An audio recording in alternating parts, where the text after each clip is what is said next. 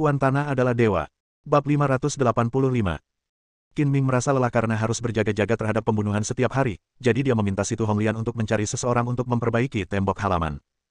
Dia diam-diam meninggalkan rumah dan mencari hotel terpencil untuk beristirahat selama sehari, memulihkan diri dan bersantai. Dalam sekejap mata, 1 hari lagi berlalu. Hanya tersisa 1 hari sebelum waktu yang disepakati dengan Bai Long untuk menangkap gembong narkoba Burma Kunsan. Qin Ming diam-diam meninggalkan kota Donghai sendirian dan terbang pagi-pagi ke Yunnan.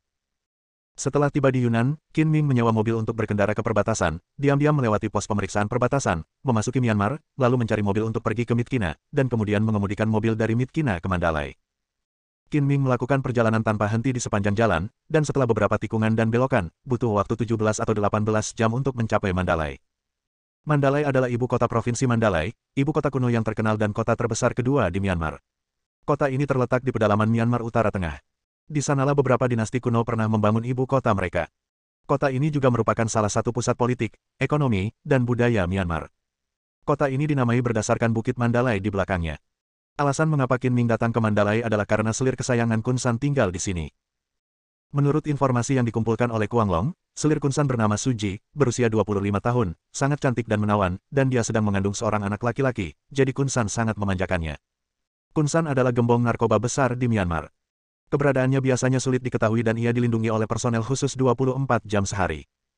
Agak sulit untuk menangkapnya secara langsung, dan mudah untuk memberitahu musuh dan menyebabkan berita tersebut bocor.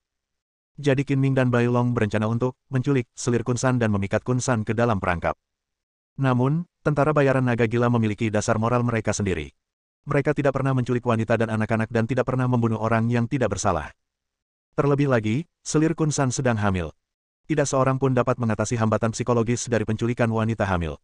Karena putus asa, Qin Ming dan Bai Long hanya bisa memulai dengan selir Kunsan dan memaksa Kunsan untuk muncul. Sebenarnya, rencana yang mereka buat bukanlah untuk benar-benar menculik selir Kunsan, tetapi untuk mengganti satu dengan yang lain dan menyembunyikan kebenaran. Pendekatan spesifiknya adalah membuat Kunsan percaya bahwa selirnya telah diculik dan tidak dapat dihubungi. Metode ini kedengarannya sederhana tetapi cukup sulit untuk diterapkan, jadi Bai Long membawa orang ke sana terlebih dahulu untuk melakukan investigasi di tempat dan kemudian membuat pengaturan khusus untuk langkah berikutnya. Sekitar pukul 10 malam, Qin Ming tiba di Bukit Mandalay, kelelahan, dan bertemu dengan Bai Long dan yang lainnya yang bersembunyi di hutan di gunung. Selir Kunsan tinggal di villa terpisah di belakang gunung. Bukit Mandalay adalah gunung Buddha yang terkenal, yang sebelumnya dikenal sebagai gunung raksasa. Tingginya lebih dari 200 meter. Meskipun tidak tinggi, gunung ini terletak di tepi kota. Sungai induk Myanmar yang terkenal, Sungai Irrawaddy, mengalir di sekitar gunung, dengan pemandangan yang indah. Bai Long dan anak buahnya tiba 2 hari sebelumnya dan mengatur personel untuk melakukan pengawasan rahasia selama 24 jam di sekitar villa tempat tinggal selir Kunsan. Mereka sudah mengetahui situasi di villa tersebut. "Bos, Anda akhirnya di sini." Setelah bertemu, Bai Long dan Qin Ming saling beradu tinju, bertukar beberapa kata, dan kemudian duduk di tanah. "Apakah kau sudah memikirkan cara khusus untuk menyembunyikan kebenaran?" tanya Qin Ming. "Tidak ada misi yang dapat membuat Kuang Long kita bingung." Bai Long mengangguk dan berkata dengan percaya diri, "Asalkan kita memblokir sinyal di sekitar villa, sehingga orang-orang di dalam kehilangan kontak dengan dunia luar, dan dunia luar tidak dapat menghubungi orang-orang di dalam, maka gunakan perangkat lunak pengubah suara untuk menirukan suara selir Kunsan, lalu panggil Kunsan untuk menculiknya. Bagaimana menurutmu, bos?" "Ide bagus." Qin Ming mengangguk setuju. Sangat mudah untuk memblokir perangkat yang mengganggu komunikasi. Masalah utamanya adalah bagaimana cara mendapatkan data audio selir Kunsan. Cara terbaik adalah memasang alat penyadap. Namun, setelah pengamatan kami selama 2 hari terakhir, kami menemukan bahwa ada tidak kurang dari 30 pengawal di villa, yang berpatroli dan bertugas 24 jam sehari. Selir Kunsan juga ditemani oleh 4 pengawal wanita, dan penjaganya cukup ketat. Sulit untuk memasuki villa dan memasang alat penyadap tanpa memberitahu pengawal. Untuk menghindari memberitahu musuh, saya belum mengambil tindakan apapun. Karena aku sudah di sini, biar aku saja yang menyelesaikan masalah ini," kata Qin Ming sambil tersenyum. Bai Long telah melalui suka dan duka dengan Qin Ming selama bertahun-tahun, jadi dia secara alami mengetahui keterampilan dan kemampuan Qin Ming. Hampir dapat dipastikan bahwa Qin Ming akan menyelinap ke villa untuk memasang alat penyadap itu sendiri. Dia belum mengambil tindakan, dan dia juga menunggu Qin Ming.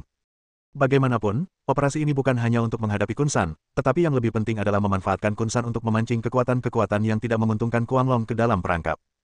Kita harus berhati-hati dan waspada, jika tidak, kesalahan sekecil apapun akan mengakibatkan kekalahan total. Setelah kesepakatan tercapai, Qin Ming berjalan ke teleskop yang disamarkan sebagai pohon kecil dan dipasang di dataran tinggi yang tersembunyi, dan mengamati situasi di villa tempat selir Kunsan tinggal. Ini adalah teleskop tabung tunggal berdaya tinggi yang digunakan untuk pengamatan astronomi. Teleskop ini dapat melihat dengan jelas setiap helai rumput dan setiap pohon di villa dari jarak 1.800 meter. Untuk menyelesaikan operasi ini dengan sukses, Kuanglong menghabiskan banyak uang. Ia tidak hanya dilengkapi dengan peralatan canggih dan senjata serta amunisi yang kuat, ia bahkan membeli helikopter bersenjata dari pedagang senjata lokal di Myanmar, yang cukup untuk mendukung peluncuran perang skala kecil. Melalui teleskop, Qin Ming melihat bahwa gaya arsitektur villa tempat tinggal selirnya di Kunsan agak mirip kuil. Atapnya berbentuk pagoda, dan dinding luarnya dicat dengan bubuk emas, membuatnya tampak megah. Ada 7 atau 8 pengawal bersenjata senapan mesin ringan di sekitar villa, menjaga pintu, jendela, dan pintu masuk lainnya ke villa. Dari waktu ke waktu, ada juga penjaga bergerak dalam kelompok yang terdiri dari 4 orang yang berpatroli bola-balik. Kunsan adalah gembong narkoba besar di Myanmar yang punya banyak musuh di mana-mana.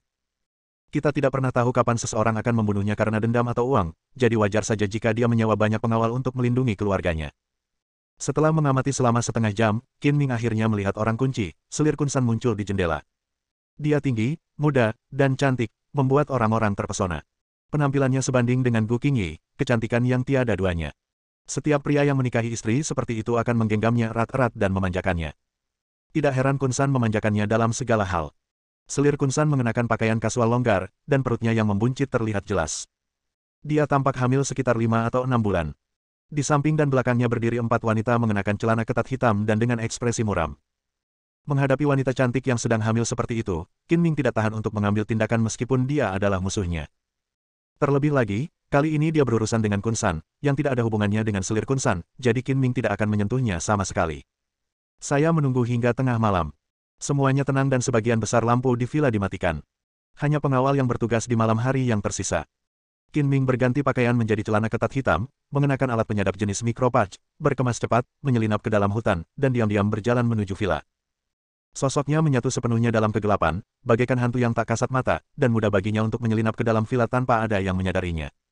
Meskipun Qin Ming dalam keadaan tak terlihat, sosoknya yang samar masih dapat terlihat di tempat-tempat yang terang. Sosoknya tidak sepenuhnya tak terlihat, tetapi ia menggunakan teknik khusus seni misterius Netherworld untuk menyatukan tubuhnya dengan kegelapan. Qin Ming tidak ingin meninggalkan petunjuk apapun, jadi dia berjalan ke arah yang gelap, menghindari pengawasan di villa dan mendekati villa tepat di bawah hidung para pengawal. Myanmar beriklim tropis. Bahkan di musim dingin, sinar matahari berlimpah dan suhunya sekitar 30 derajat, yang setara dengan musim panas di Cina Utara. Rumput dan pepohonan masih rimbun. Di halaman villa, terdapat hamparan bunga nasional Myanmar, Ixora, yang juga dikenal sebagai rhododendron, red hydrangea, dan amaranthus. Meskipun musim bunga musim panas dan musim gugur telah berlalu, beberapa Ixora masih mekar karena iklim Myanmar yang panas. Mahkota bunga tumbuh dalam bentuk seperti simosa di cabang-cabangnya. Warnanya merah terang, seperti api yang menyala-nyala, sama cantiknya dengan tuan rumah villa ini. Ixora adalah bunga yang melambangkan kecantikan yang penuh gairah dan tak terkendali. Saat bunga ini mekar penuh, keindahannya sungguh menakjubkan. Masyarakat Ista setempat memiliki adat pernikahan yang sangat romantis dan menarik. Keluarga yang memiliki anak perempuan akan membangun taman terapung kecil dengan bambu dan kayu di atas air dekat rumah sejak dini dan menanaminya dengan bunga perahu naga. Pada hari pernikahan putrinya, ia akan didandani dengan cantik dan dibiarkan duduk di taman terapung ini, membiarkannya mengapung bersama air. Pengantin pria sudah menunggu di tepi sungai di hilir pada pagi hari, siap menyambut taman kecil yang membawa pengantin wanita. Ketika melewati hamparan bunga perahu naga, Qin Ming tak dapat menahan diri untuk tidak memikirkan adegan di mana nyonya rumah villa menikah di atas perahu bunga yang dikelilingi bunga-bunga. Dia tidak tahu apakah dia dipaksa menjadi selir Kunsan atau bersedia melakukannya. Dia juga tidak tahu apakah dia harus mengatakan bahwa dia bahagia atau tidak bahagia. Qin Ming bukanlah orang yang sentimental. Adegan ini terlintas di benaknya dan dia terus mendekati villa itu tanpa suara. Selir Kunsan tinggal di lantai 2, dan akan lebih baik jika alat penyadap itu ditempatkan di kamar tidurnya, jadi Qin Ming harus memasuki lantai 2. Namun, pintu ruang tamu di lantai pertama dijaga, dan ada seorang pengawal bersenjata yang berjaga di keempat sudut koridor di lantai 2. Mustahil untuk masuk melalui pintu utama. Untungnya, koridor itu dilengkapi dengan lampu yang dikendalikan suara. Agar tidak mengganggu istirahat selir Kunsan, tidak ada yang membuat suara keras. Koridor di lantai 2 gelap gulita, yang menciptakan kondisi yang menguntungkan bagi Qin Ming untuk menyelinap masuk. Qin Ming melihat lorong kosong di antara kedua pengawal itu, melompat ke lantai 2 seringan burung layang-layang, lalu memanjat masuk melalui jendela yang terbuka. Gerakannya cepat dan senyap, seperti hantu. Pada saat ini, selir Kunsan sudah tidur di tempat tidur, nafasnya teratur dan postur tidurnya manis, persis seperti putri tidur, tetapi pintunya tertutup. Jika Qin Ming membuka pintu dan masuk, pasti akan menimbulkan suara. Bahkan jika gagal membangunkan selir Kunsan, itu mungkin akan membuat para pengawal waspada. Dia harus melupakan ide memasang alat penyadap di kamar tidurnya dan menemukan beberapa lokasi tersembunyi di ruang tamu untuk menyembunyikan alat penyadap jenis tempelan itu. Setelah memasang alat penyadap, Qin Ming meninggalkan villa tanpa diketahui siapapun. Langkah selanjutnya adalah menunggu pemantauan dan mengumpulkan data suara dari selir Kunsan. Baru setelah pukul 10 pagi berikutnya kami mengumpulkan data audio Kunsan Xiaolao dan mensimulasikan suara Kunsan Xiaolao melalui perangkat lunak onomatopoeia. Sekarang semuanya sudah siap dan angin timur sudah siap, langkah selanjutnya adalah memulai tindakan formal. Bab 586. Menggunakan alat penyadap untuk mengumpulkan suara selir Kunsan, Bai Long segera mengatur orang untuk melakukan tindakan selanjutnya. Setelah semua personel dan peralatan berada di tempatnya, atas perintah Bai Long, keempat pengacau sinyal yang ditempatkan di sekitar villa diaktifkan pada saat yang sama, dan seseorang memutus semua kabel jaringan, saluran telepon, dan kabel listrik yang menuju ke villa. Akibatnya, seluruh villa kehilangan kontak dengan dunia luar, dan panggilan tidak dapat dilakukan masuk maupun keluar, yang berarti menjadi pulau terisolasi.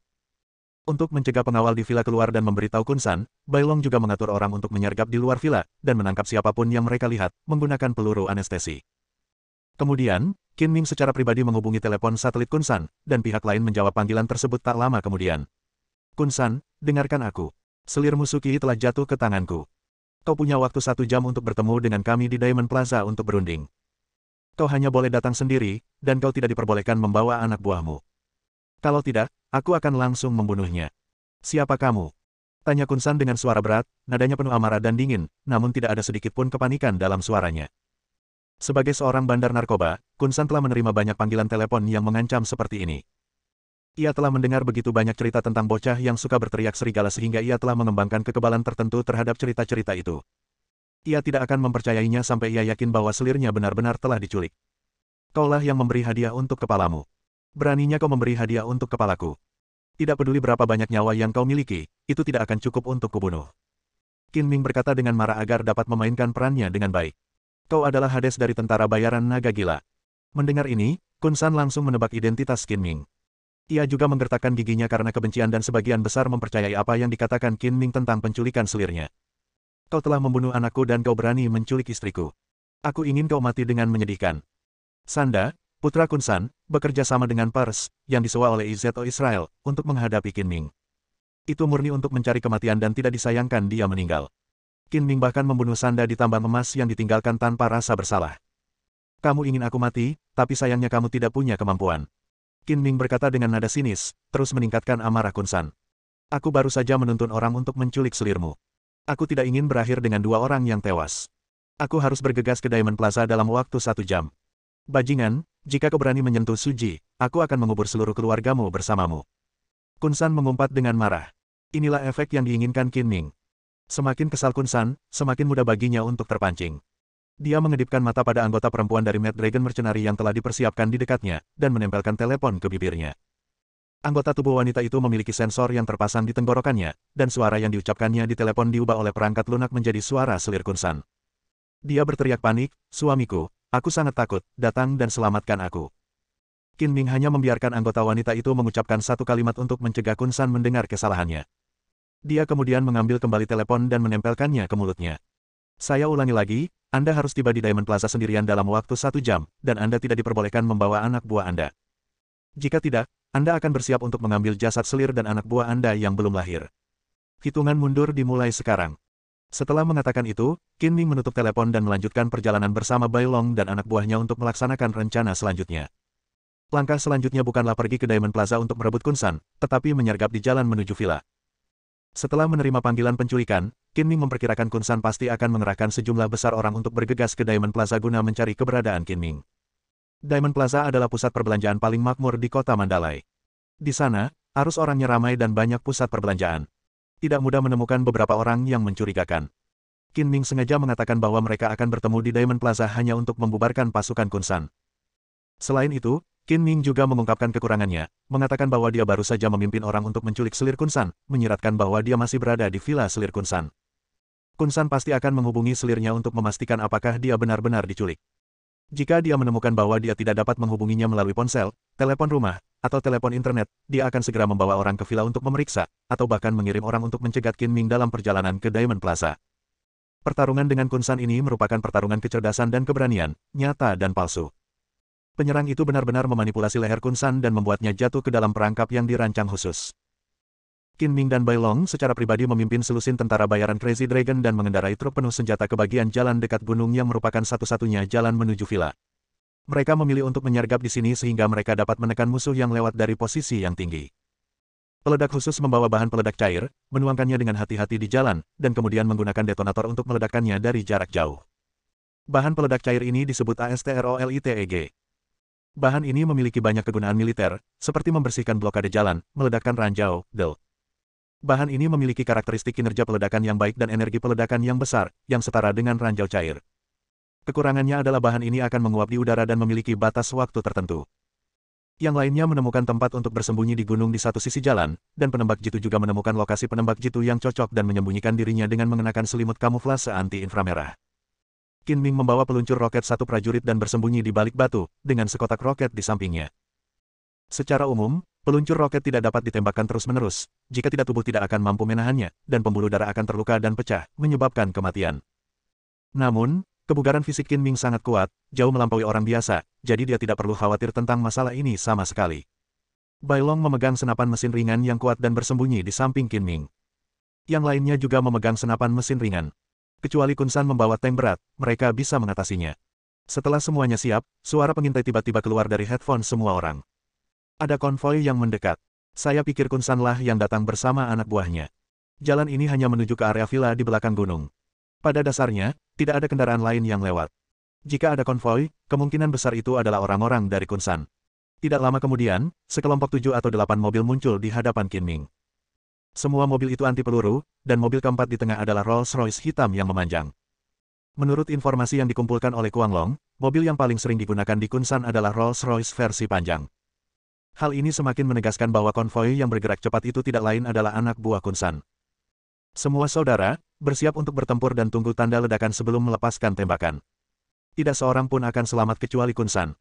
Bai Long memberi perintah melalui walkie-talkie, dengan cahaya dingin yang tajam bersinar di matanya. Para anggota Mad Dragon Mercenaries yang hadir semuanya waspada, dan mereka menarik pelatuk dengan kuat, membidik konvoi yang melaju kencang. Bagaimanapun, antek-antek Raja Obat Bius Kun San bukanlah orang baik, jadi tidak perlu khawatir apakah mereka akan membunuh orang baik secara tidak sengaja. Orang yang bertugas meledakkan menggunakan teleskop untuk mengamati jarak antara konvoi dan ladang ranjau cair. Ketika kendaraan terakhir melaju ke dalam jangkauan ladang ranjau, ia segera menekan tombol kendali jarak jauh. Boom, boom. Beberapa suara memekakkan telinga terdengar, dan api membumbung ke langit. Beberapa mobil di dalam ladang ranjau cair terhempas ke udara, lalu jatuh dengan keras ke tanah dengan api yang berkobar. Semua jenis suku cadang mobil berterbangan, dan pemandangannya spektakuler sekaligus tragis. Tembak. Pada saat yang sama, Bai Long berteriak dan menarik pelatuk terlebih dahulu. Yang lain juga melepaskan tembakan. Suara tembakan yang keras tiba-tiba terdengar dan pertempuran akan segera terjadi. Qin Ming juga mengambil peluncur roket dan menembakkannya pada saat pertama. Roket yang berasap itu terbang dengan kecepatan tinggi dan menghantam mobil depan konvoi. Boom! Dengan suara keras, mobil di depan hancur berkeping-keping dalam sekejap, api membumbung tinggi, dan asap tebal mengepul. Mobil hancur, menghalangi jalan bagi kendaraan di belakangnya. Di bawah perlindungan tembakan dari tentara bayaran naga gila di sekitarnya, Qin Ming dengan cepat mengisi ulang roket, menembak lagi, lalu mengisi ulang dan menembak lagi, menembak terus-menerus, sama sekali mengabaikan kerusakan yang disebabkan pada tubuhnya oleh hentakan kuat dari peluncur roket. Beberapa mobil di depan yang tidak terkena ledakan juga hancur oleh serangan bom Qin Ming. Hanya Rolls-Royce yang tersisa karena Kun San duduk di dalamnya dan dia harus tetap hidup. Pada saat yang sama, seorang penembak jitu yang bersembunyi di dataran tinggi menembak dan membunuh pengemudi Rolls-Royce yang terentang itu dengan satu tembakan. Meskipun mobil-mobil ini anti peluru, penembak jitu itu telah bersiap dan menggunakan peluru sabot yang dapat menembus lapis baja dan kendaraan lapis baja. Kaca anti peluru itu hanya berperan kecil. Peluru menembus kaca, lalu dada pengemudi, dan bahkan menembus jok. Begitu pengemudi tewas, Rolls-Royce kehilangan kendali dan menabrak kendaraan di depannya yang telah mengerem untuk menghentikan lajunya. Para pengawal di dalam mobil tidak mengalami luka serius. Mereka berhamburan keluar satu persatu dan hendak membalas tembakan dengan menggunakan penutup pintu mobil. Namun, begitu mereka menampakkan kepala, mereka langsung ditembak mati oleh penembak jitu. Para tentara bayaran Crazy Dragon semuanya adalah petarung berpengalaman dengan pembagian tugas yang jelas. Mereka juga menyiapkan penyergapan terlebih dahulu, mengejutkan orang-orang Kun San dan memperoleh keuntungan mutlak. Pertarungan itu terjadi tiba-tiba dan berakhir dengan cepat. Dalam waktu singkat, Mad Dragon Mercenaries hampir menyapu bersih semua pasukan musuh tanpa ada korban jiwa. Melihat pihak lain pada dasarnya tidak memiliki kekuatan untuk melawan, Bai Long membawa 2 orang dan, dengan bantuan perlindungan medan dan penekanan daya tembak rekan-rekannya, bergegas menuju Rolls-Royce. Setelah semakin dekat, Bai Long dan kedua rekannya membunuh beberapa orang yang masih bernapas, lalu mereka menusukkan 3 senapan mesin ringan ke dalam Rolls-Royce. Tak lama kemudian, suara marah terdengar di headphone Qin Ming. Sial, Kun San tidak ada di dalam mobil, mereka semua anak buahnya. Kun San tidak ikut dengan konvoi. Entah dia tidak ikut, atau dia naik helikopter. Bai Long kemudian berkata, para surveyor segera mencari jejak helikopter. Ada seseorang di puncak gunung yang menggunakan teleskop berkekuatan tinggi untuk mengirimkan peringatan, dan belasan detik kemudian ada balasan. Kapten, ada helikopter datang dari arah timur laut. Dilihat dari arahnya, helikopter itu menuju villa di bukit di belakang Mandalay. Helikopter itu akan terbang di atas tempat persembunyian kita dalam waktu kurang dari 3 menit. Kun San adalah bandar narkoba besar di segitiga emas Myanmar. Tidak ada bisnis di dunia yang lebih menguntungkan daripada menjual kembali narkoba. Selama bertahun-tahun, ia telah mengumpulkan banyak kekayaan dan sekarang menjadi orang kaya. Menurut intelijen yang dikumpulkan oleh Kuang Long, pasukan Kun San tidak hanya memiliki helikopter, tetapi juga tank, dan dia juga mempertimbangkan bahwa Kun San mungkin datang dengan helikopter. Bai Long tetap tenang, mengeluarkan ponselnya dan menelepon. Kami menemukan helikopter yang mungkin milik Kun San di timur laut. Hentikan. Berhati-hatilah agar helikopter tidak meledak. Pastikan Kun San tetap hidup. 10 detik setelah panggilan itu dibuat, sebuah helikopter bersenjata lepas landas dari hutan dan terbang ke arah timur laut. Helikopter bersenjata ini dipersiapkan oleh Kuang Long untuk misi ini dan telah bersembunyi di hutan terdekat, siap beraksi kapan saja. Bersambung.